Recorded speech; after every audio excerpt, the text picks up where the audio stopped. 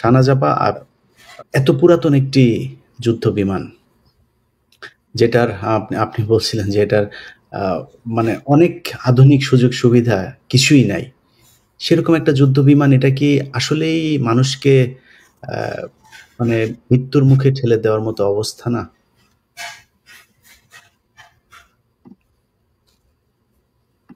গত আমার মনে হয় লাস্ট বিডিআর ঘটনার পরে আমি আপনার যে ইয়ে দিয়েছে এরপর আসলে কোথাও আর কথা বলি নাই, বুকে পাথর চেপে একের পর এক ঘটনা দেখে যাচ্ছি।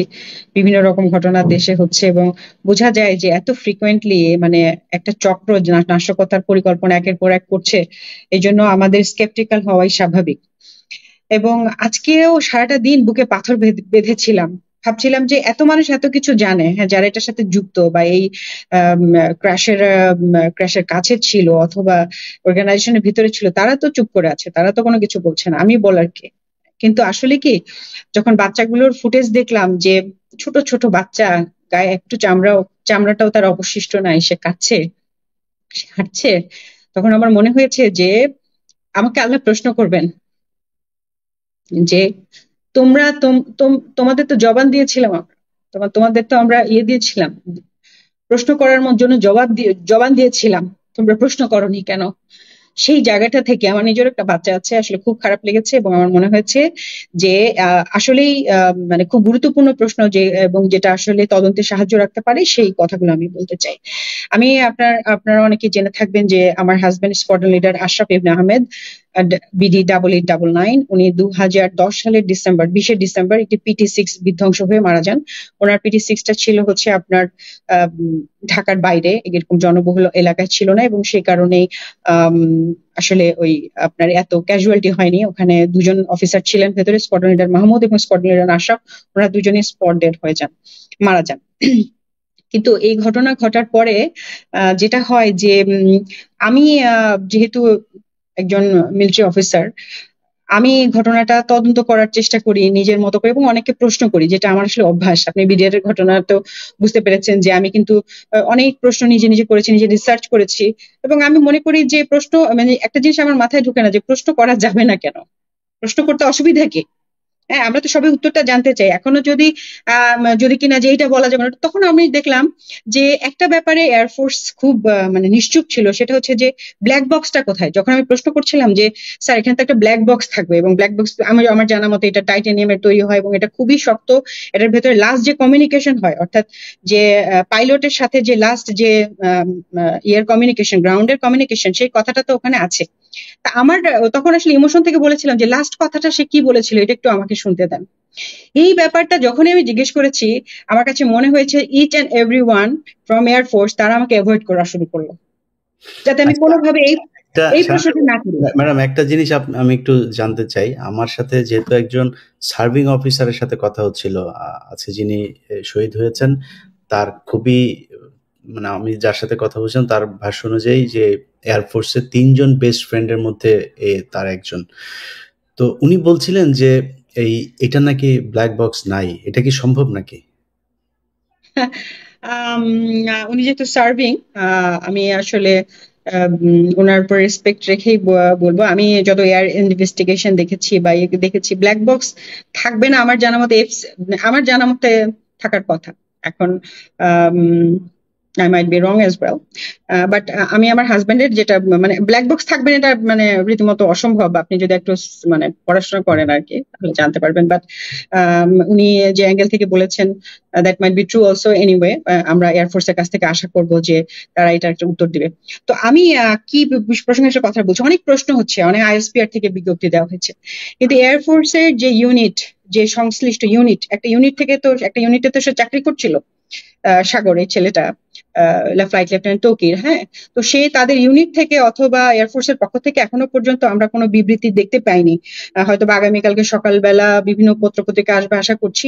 তো ওই বিবৃতিগুলোতে আমি কিছু প্রশ্নের উত্তর আশা করব এবং সেই প্রশ্নগুলো রাখার জন্যই আসলে আমার এখানে আসা। আমার কাছে এই প্রশ্নগুলো গুরুত্বপূর্ণ না যে মানে কেন এটা ঘনবসতিপূর্ণ এলাকার উপর দিয়ে কেন প্রশিক্ষণ বিমান চললো বা করলো, এটা বহু বছর ধরে চলে আসছে। আচ্ছা, আপনি আমার কাছে একটা প্রশ্নের উত্তর দেন আগে। সেটা হলো যে বিআরটিএ তে যে এইসব যে এত খারাপ খারাপ বাস চলে রাস্তাঘাটে, এগুলো কি কোনো ফিটনেস ছাড়া চলে? চলে না, প্রতি বছর তাদের ফিটনেস নিতে হয়, রাইট? তো একটা এয়ারক্রাফট, সেটার অবশ্যই ফিটনেস আছে, সার্টিফিকেট আছে, এটা বহু বারংবার চেক আপ হয়, এবং বহু একজন পাইলটের জীবনের মূল্য যে অনেক বেশি, এটা এয়ারফোর্সও জানে। সো তাদের যদি প্রপার ফিটনেস থেকে থাকে, তাহলে সেই ফিটনেসের মানে ওনারা যে এটার এক্সপায়ারেশন ডেট কবে ছিল, এটার ফিটনেস ছিল, ওনারা সেই বিষয়ে বিবৃতি দিক, এবং তার আগে যে তার কোনো যান্ত্রিক ত্রুটি ছিল কি ছিল না সেটা প্রপারলি পরীক্ষা করা হয়েছে, সেটা ওনারা একটা দিক, বা এরকম কোনো কিছু কিন্তু আমরা শুনতে পাচ্ছি না। তো আমার যেটা প্রশ্ন আর কি মেইনলি, আমি যখন যেহেতু আমি ঠিক যেখান থেকে অ্যাক্সিডেন্টটা হয়েছে, কুর্মিটোলা এয়ারবেস থেকে সে ফ্লাই করেছে, ঠিক সেখানে আমি বেশ কিছুদিন অবস্থান করেছি আমার হাজবেন্ডের সাথে। সে MiG-29 এর পাইলট ছিল এবং তার পাশেই কিন্তু F-7 ইউনিটটা ছিল। তো সেখান থেকে আমি জানি যে যখন একজন অফিসার ফ্লাই করে, যেদিন সকালবেলা, ধরেন আমি আজকে সকাল 10টায় আমার ফ্লাইট বা আমার মিশন আছে, তার আগে কিন্তু 7 থেকে 8 জনের একটা টিম থাকে যারা এই এয়ারক্রাফটটার ফুল চেক আপ করে, বারংবার চেক আপ করে, টেস্ট, কারণ এটা খুবই ইম্পর্টেন্ট তাদের জন্য। তো আপনার এরা করা হচ্ছে এয়ারম্যান, মানে আমরা যেমন আর্মিতে বলি সৈনিক, ওরা বলে এয়ারম্যান, এবং ওদের যে সিও, আমরা যেমন জুনিয়র কমিশন অফিসার, একজন ওদের মানে তারা মোটামুটি শিক্ষিত এবং তারা জিনিসটা জানে, অবশ্যই তারা জানে, ইভেন তারা কোনো কোনো সময় ওই অফিসারদেরকে বিভিন্ন বিষয় ট্রেনও করে।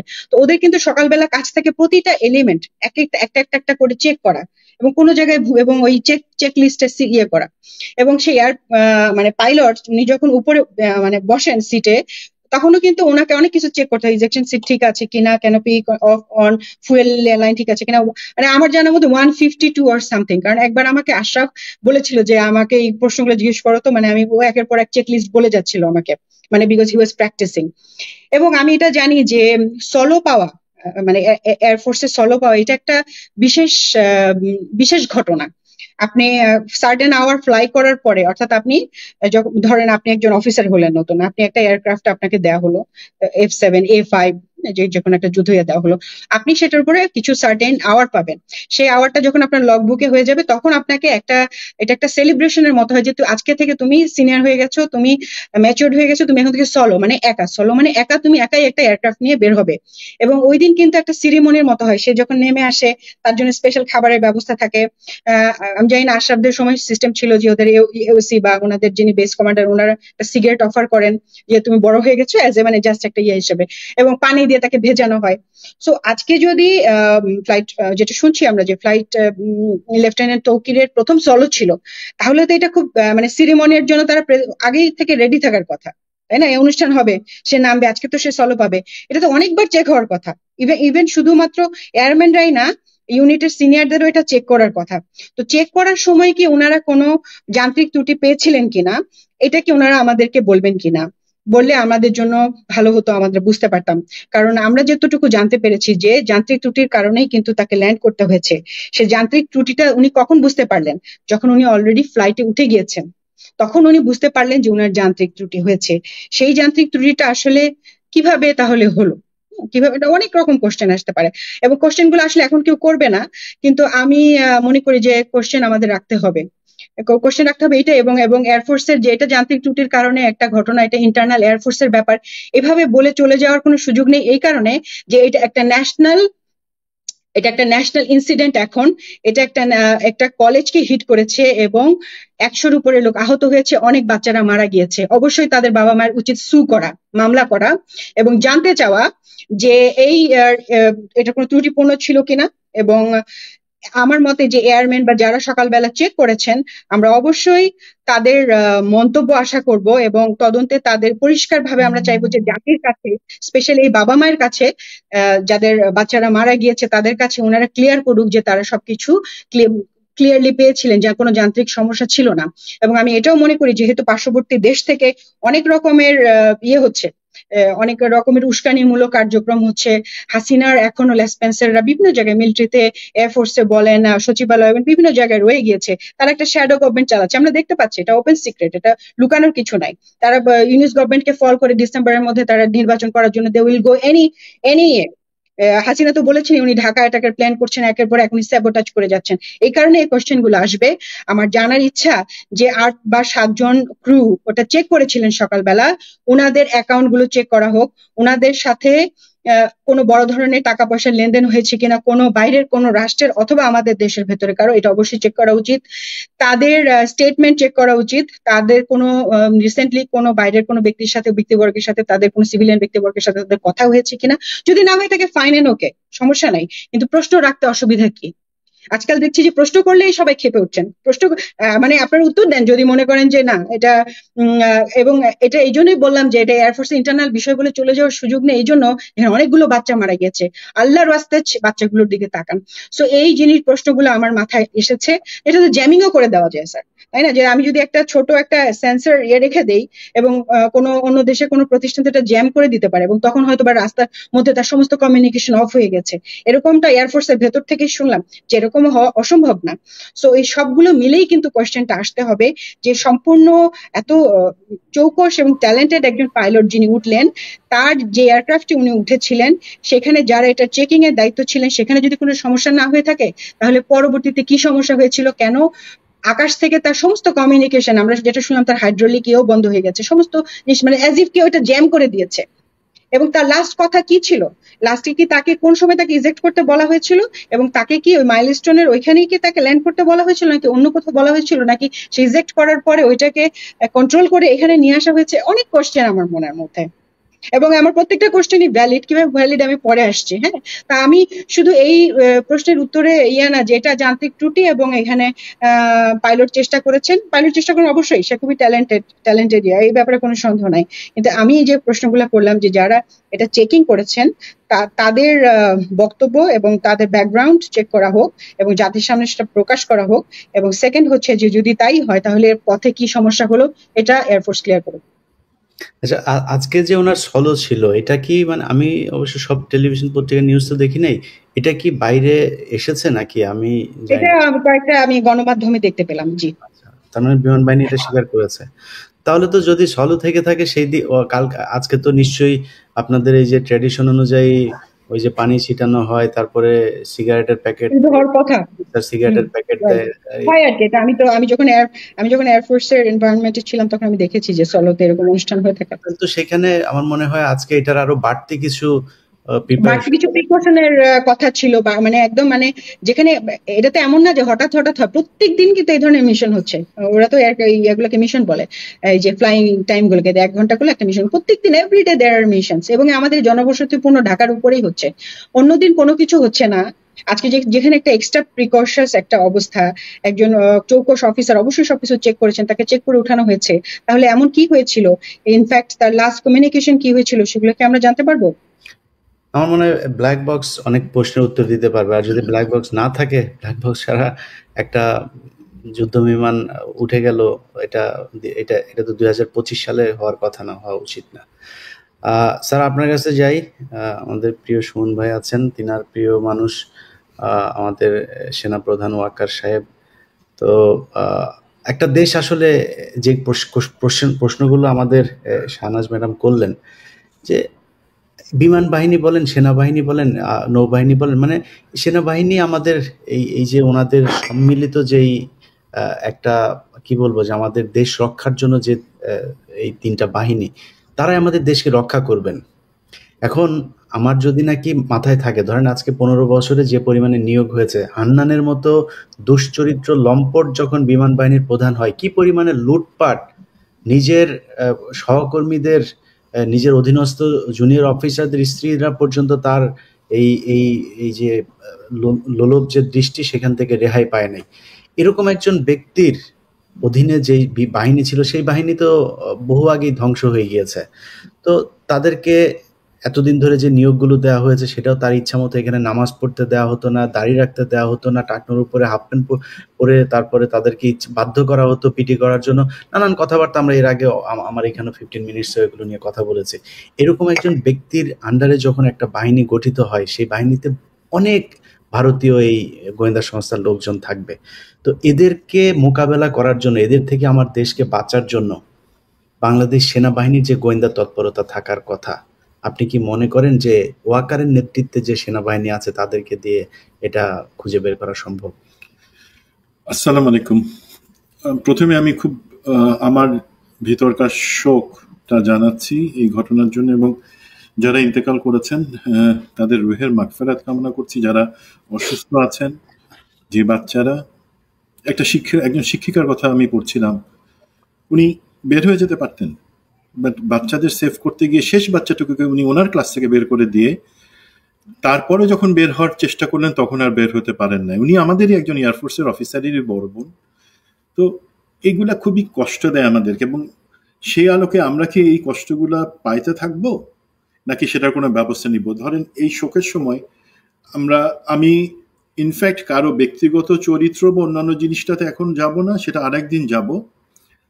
বাট প্রথমে একটু ক্লিয়ার করে নিই যে এই F7 ট্রেনিং যেই ফাইটার এয়ারক্রাফট, সেটাতে ব্ল্যাক বক্স থাকে, আমরা যেটাকে বলি ফ্লাইট ডেটা রেকর্ডার, অবশ্যই থাকে। থাকে না যদি কেউ আপনাকে বলে থাকে, তিনি হয়তো আপনার প্রশ্নটা বুঝতে পারেন না, বা যে কোনোভাবে যে এটা একটা মিথ্যা তথ্য আপনাকে দিচ্ছেন, এটা থাকে। এখন আমাদের গোয়েন্দা বা অন্যান্য বাহিনী অ্যাকচুয়ালি এইটার সাথে আমি তাদের মিল খুঁজতে মানে আসতেছি না, আমি এইটার ব্যাপারে অন্য ব্যাখ্যা আসতেছি। বাট আপনারা যেহেতু প্রশ্ন করছেন যে গোয়েন্দারা এই অবস্থায় কি করতেছে এখন, যে বর্তমানে এইটা ছাড়া অন্যান্য পরিস্থিতি, আমি যেটা বুঝতে পারতেছি গোয়েন্দারা অ্যাকচুয়ালি ব্যস্ত অন্য সব কাজে, মানুষের চরিত্র হননের কাজে। যারা বিপ্লবের পক্ষে ছিলেন, যারা এখনো সোচ্চার আছেন, এই ইভেন শাহনাজের মতন, ক্যাপ্টেন শাহনাজের মতো যারা আছেন এখনো মাঠে, তাদেরকে তাদের চরিত্র হনন এবং বিভিন্নভাবে তাদেরকে প্ল্যান করে খারাপ কিছুর সাথে এঙ্গেজ করে লোকের সামনে দেখানো যে দেখো তোমরা তাদেরকে মনে করো বিপ্লবী, আসলে এরা হচ্ছে জঘন্য চরিত্রের লোক, তারা ডাকাতি করে, তারা তাদের মেয়ে ঘটিত সমস্যা আছে, এই ধরনের গল্প বানাইতে তারা ব্যস্ত। এবং আপনি যদি বলেন আজকে ডিজিএফআই এর কথা, ডিজিএফআই জেনারেল জাহাঙ্গীর সেটা ডিজি, বাট আমি জানি না জেনারেল জাহাঙ্গীরের অ্যাকচুয়ালি কোনো কন্ট্রোল ডিজিএফআই এর উপর আছেন কিনা। এই গত সপ্তাহ দুয়েক আগে ডিজিএফআই তে দুজন ব্যুরো প্রধান হয়েছেন, খুব ইম্পর্টেন্ট ব্যুরো, যারা রাজনৈতিক, নির্বাচন এবং সন্ত্রাস বিরোধী অভিযান সমস্ত কিছুর দায়িত্বে থাকে। সেই দুইটা ব্যুরোতে দুইজন ব্রিগেডিয়ার জেনারেলকে পোস্টিং করা হয়েছে। হইতে পারে সবসময় পোস্টে ভ্যাকেন্সি হয়, বাট আমি যখন জানলাম যে এদের একজন ব্রিগেডিয়ার জেনারেল মঞ্জুর, উনি মেজর জেনারেল আবেদিন যখন ছিল ডিজিএফআই ডিজি, তার পিএস ছিল। এই ডিজিএফআই ডিজির পিএস কিন্তু কোনো নর্মাল পিএস না। ডিজিএফআই ডিজি যে জিনিসটা 100% জানে, ডিজির পিএস সেটা 200% জানে, তার থেকেও বেশি জানে। সমস্ত ব্যুরো উইংস যেগুলো আছে তার সমস্ত তথ্য পিএস এর কাছে আছে, সবাই ডিজির কাছে রিচ করতে পারে না। সুতরাং আমি যদি একটা নীল নকশার নির্বাচন বা ভোটার রাতের দিনের ভোট রাতের একটা নির্বাচনের যে ব্লু প্রিন্ট, সেটা জেনারেল আবেদিন যখন করছিল তখন এই অফিসার উনি ছিলেন তার পিএস।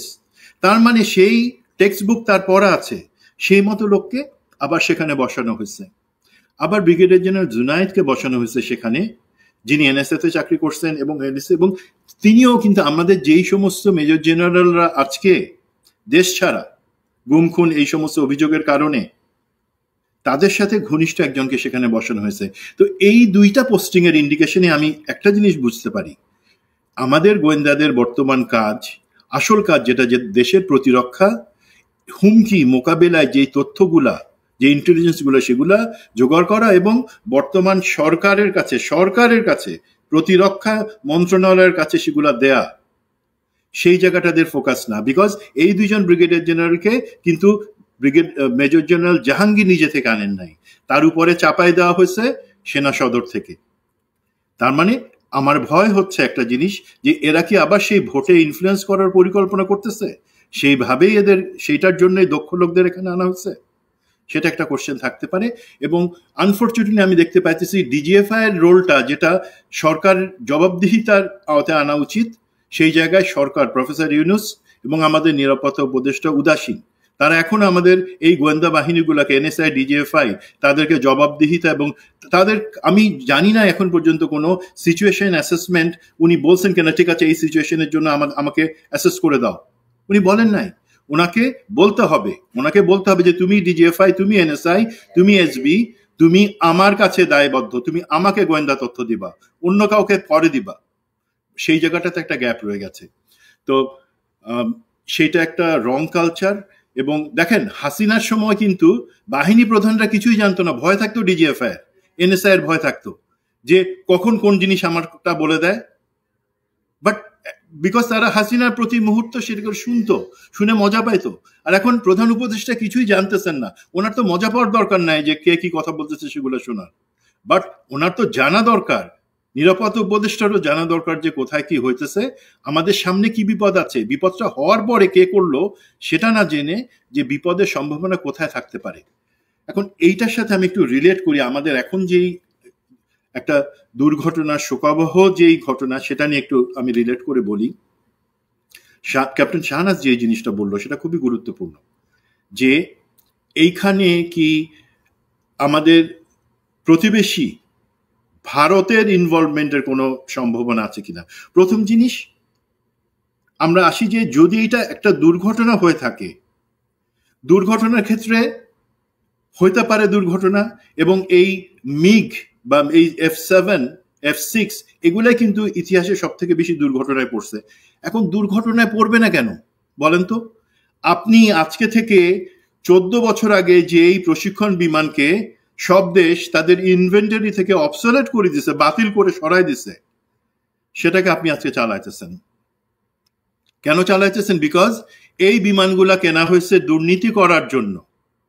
এই পতিতা হাসিনা সরকার টাকা বানানোর জন্য। একটা ধারণা দিই, ধরেন যদি 4,000 কোটি টাকা ডিফেন্স বাজেট এয়ারফোর্সের জন্য বরাদ্দ থাকে, যেটা হয়েছে গত 15 বছর, আমি বলি 4,000 টাকা দিয়ে বলা হয়েছে যে তুমি আধুনিকীকরণ, আমরা তো আধুনিকীকরণের দূরের কথা, আমরা চালু রাখার জায়গায় তো অনেক পিছিয়ে আছি, যে সেই 4,000 কোটি টাকা বাজেট দেওয়া হয়েছে এবং জিনিস যতটুকু কেনা হবে সেটা কেনা হবে ধরেন আসলে 1,000 কোটি টাকা।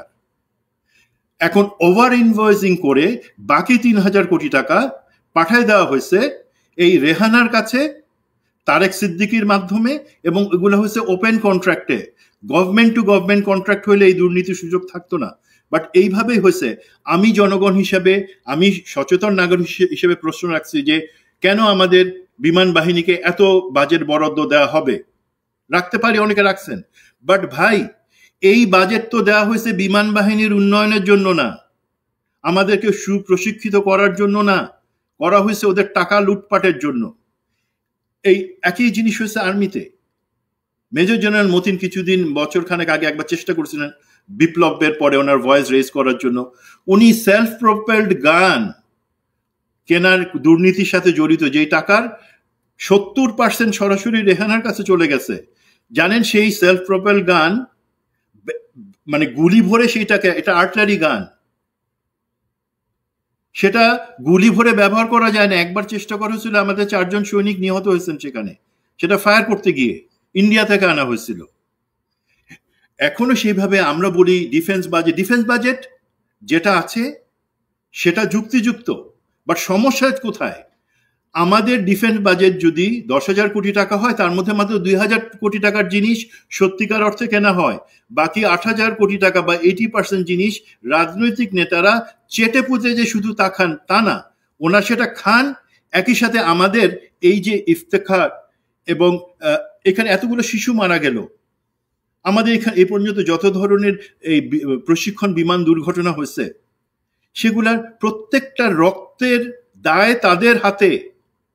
তারা সরকারকে তুষ্ট রাখবার জন্য, খুনি হাসিনাকে তুষ্ট রাখবার জন্য এই পারচেজ বা ডিফেন্স পারচেজের নামে এগুলা করে আসছেন। তো এই জায়গায় তার মানে দুর্ঘটনা যদি হয়, কারণ আমরা রদ্দি মাল ব্যবহার করতেছিলাম, লোহা লক্কর হয়ে যাওয়া পুরনো জিনিস ব্যবহার করতেছিলাম। কেন আমরা সেটা ব্যবহার করতেছিলাম? That is a question. আপনি একজন সুপ্রশিক্ষিত, মনে রাখবেন বাংলাদেশের যেই পাইলট, তাদের ইতিহাস আপনি জানেন, প্যালেস্টাইনের যুদ্ধে পাকিস্তান ভারত যুদ্ধে সব থেকে কৃতিত্বের দাবিদার আমাদের পাইলটরাই, বাংলাদেশি পাইলটদের মান অনেক উঁচুতে। বাট সেই সুপ্রশিক্ষিত পাইলটদেরকে আপনি চড়াইতেছেন কিসে? যেই প্লেন কোনো মতে উঠতে পারে। তারপরে ফিটনেস ইন্সপেকশন, যেই জিনিসগুলোর প্রশ্ন ক্যাপ্টেন শাহনাজ রাখছে সেগুলা, কারণ তার আগে পর্যন্ত সে তার ট্রেনারের সাথে ফ্লাই করছে, তখন সব ঠিক ছিল। হঠাৎ করে সে যখন ফ্লাই করলো তখন টোটাল ফেইলিয়ার। শাহনাজ যেটা বলতে এসেছে সেটা হচ্ছে, ধরেন প্লেনটা উঠতেছে আকাশে, হঠাৎ করে দেখা গেল সেই প্লেনের টোটাল পাওয়ার ফেইলিয়ার হয়ে গেছে, ইঞ্জিন বন্ধ হয়ে গেছে। এখন ইঞ্জিন বন্ধ হয়ে গেলে হাইড্রোলিক যদি কাজ করে, আপনি সেখানে গ্লাইড করে অন্তত সেফ জায়গায় যেখানে ক্ষয়ক্ষতি কম হবে সেখানে প্লেনটাকে ক্র্যাশ ল্যান্ড করাইতে পারেন। হাইড্রোলিক কাজ করতেছে না, প্লেনের কমিউনিকেশন কাজ করতেছে না, নেভিগেশন সব জিরো।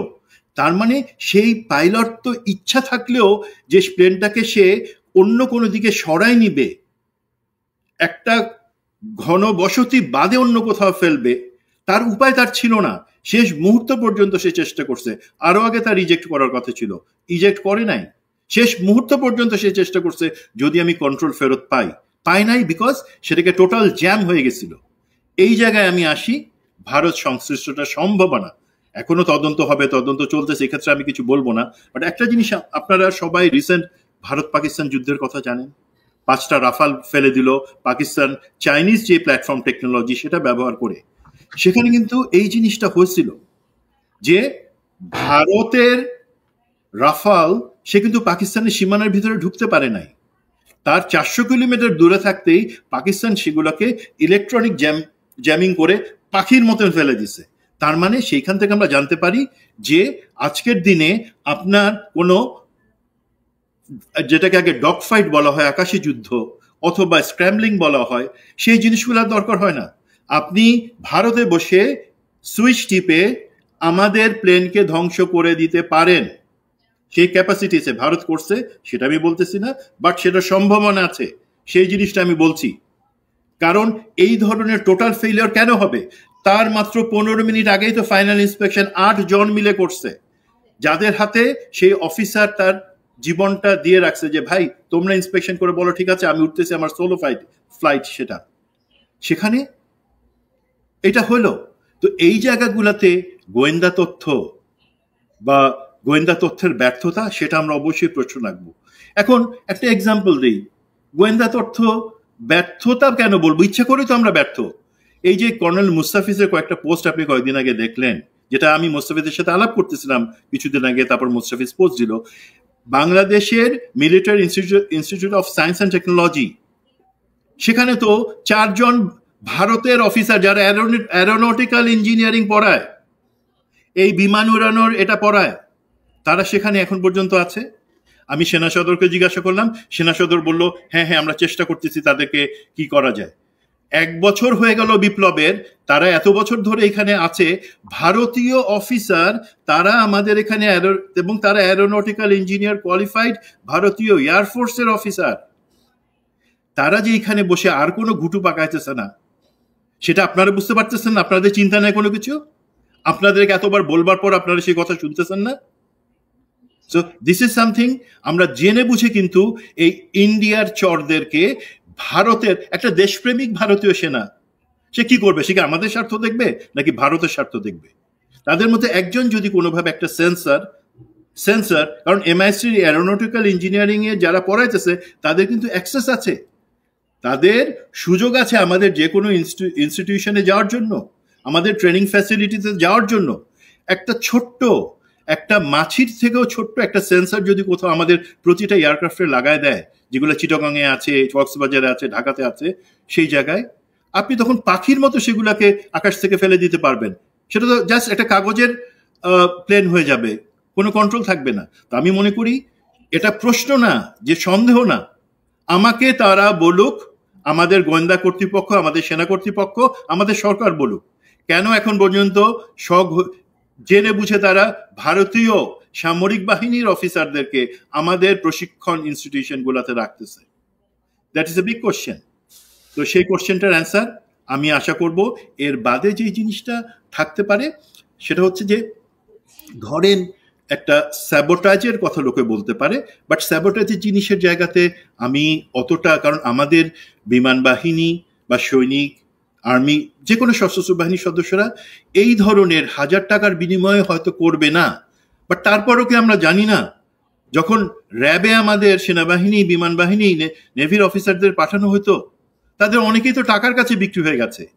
তারা তো শপথ নিয়ে, আমরা তো কসম কাটি আল্লাহর নামে যে আমি বাংলাদেশের জনগণ এবং সংবিধানকে সমুন্নত রাখবার জন্য আমার জীবন দিব, যেটা এই অফিসার করছে। শেষ পর্যন্ত সে চেষ্টা করছে যাতে বাঁচাইতে পারে নাই। বাট সেই শপথ নেওয়ার পরে তো অনেকে বিভিন্ন সংস্থা গিয়ে, ডিজিএফআইতে গিয়ে, এনএসআইতে গিয়ে, র্যাবে গিয়ে আমাদের ভাই ব্রাদার অফিসারদেরকেই তারা গুম করছে। সুতরাং আমি স্যাবোটাজের সম্ভাবনাটা উড়াই দিব না, বাট এটা অবশ্যই তদন্তে আসতে হবে। আমি বলতেছি না যে তদন্তে না আসলে বলবো ভুল তদন্ত, না। তোমরা এই জিনিসগুলো চিন্তা করো, তারপরে তোমরা ব্যবস্থা নাও। এবং আমার কিছু আছে, আপনি যেহেতু গোয়েন্দা সম্পর্কিত জিনিস বলছেন, আমি এটা উত্তর দিলাম, বাট আমাদের বর্তমান যে মিলিটারি লিডারশিপ আছে সে ব্যাপারে আমার প্রচন্ড ক্ষোভ এবং একটা কষ্ট আছে, যেটা আমি প্রশ্ন হিসেবে বলতে চাই। যদি শাহনাজের কিছু থাকে ও বলে নিক, তারপরে আমি ওই পার্টটাতে যাব।